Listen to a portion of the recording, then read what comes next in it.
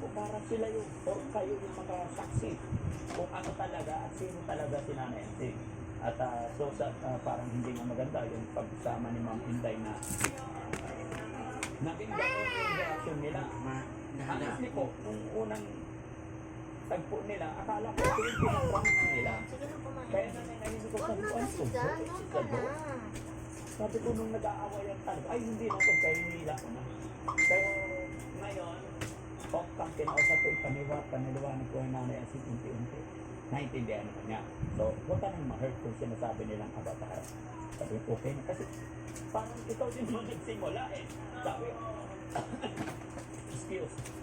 So, unti-unti sa pagkatyaga natin. Kasi kaya ganun na lang po yung katyaga ko kay Nanay Ansi. Kasi kung hindi po pagkatyagaan si Nanay Ansi kung Kuya JJ, kanino ako may pag-communicate?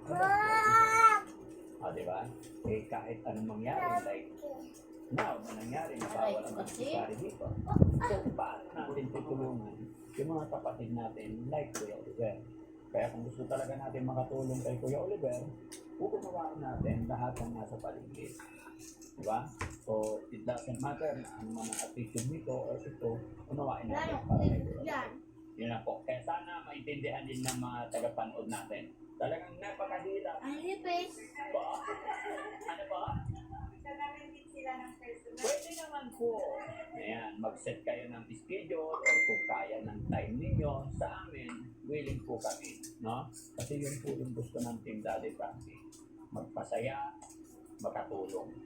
At sa araw na ito, ako ang lubos na mas masaya. Nandito kayo eh.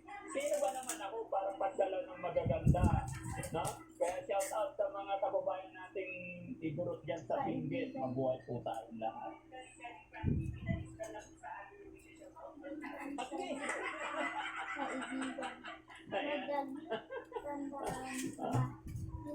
Nahirapan si Ma'am. Puro bagot yan. Nahirapan na. Konti. Yan. Okay. Doon sa likod. Ay, wow. Bayak. Tarapi. Rapo. At para kay Tatay Rodok. Wow. Thank you. Honestly po.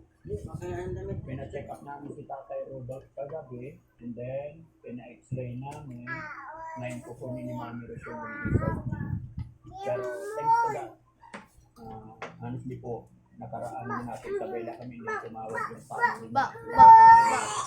Nag-work talaga. Itaas mo kasi muna. From Isabela, dumating kami rito late at night. And then, in the early days,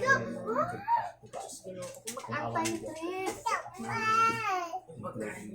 Derma, hindi niya